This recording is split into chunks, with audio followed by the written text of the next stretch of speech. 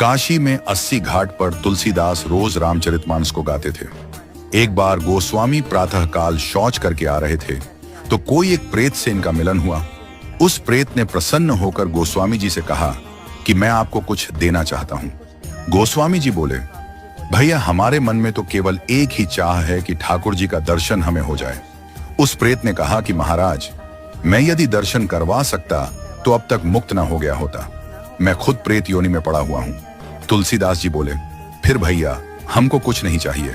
तो उस प्रेत ने कहा, सुनिए महाराज, मैं आपको दर्शन तो नहीं करवा सकता, लेकिन दर्शन कैसे होंगे उसका रास्ता बता सकता हूं। तुलसीदास जी बोले कि बताइए।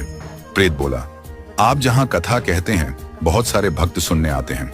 अब आपको तो मालूम नहीं, लेकिन मैं जानता हूं आपकी कथा में रोज हनुमान जी भी सुनने आते हैं।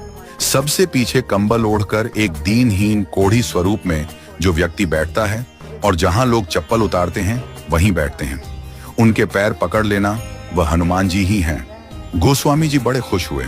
आज जब कथा हुई तो गोस्वामी जी की नजर उसी व्यक्ति पर थी और जैसे ही वह आया और बैठा तो गोस्वामी जी दौड़ पड़े और जाकर चरणों में गिर गए। गोस्वामी जी बोले, महाराज आप सबसे छुप सकते हो, मुझसे नहीं। अब आपके चरण तब तक नहीं छोड़ूंगा जब तक राम से नहीं मिलवाओगे। ये कहा तो हनुमान जी दिव्य स्वरूप में प्रकट हो गए।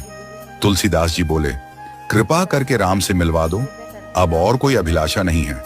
हनुमान जी बोले कि आपको राम जी जरूर मिलेंगे, लेकिन आपको चित्रकूट चलना होगा। गोस्वामी जी चित्रकूट गए, मंदाकिनी में स्नान किया, कामदगिरी की परिक्रमा की, खोज रहे हैं कि प्रभु कहां मिलेंगे। सामने से दो राजकुमार घोड़े पर आए, एक गौर वर्ण और एक श्याम वर्ण।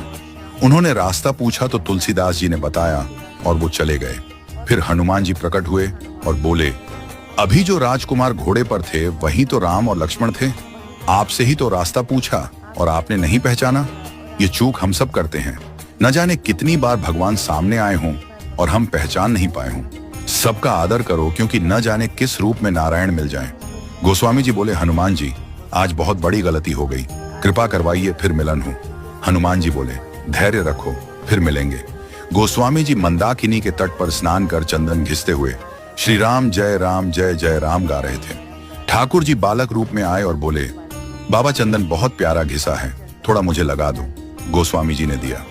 हनुमान जी तोता बनकर आए और घोषणा कर दी कि चित्रकूट के घाट पर भाई संतों की भीड़, तुलसीदास चंदन घिसे, तिलक देत रघुवीर।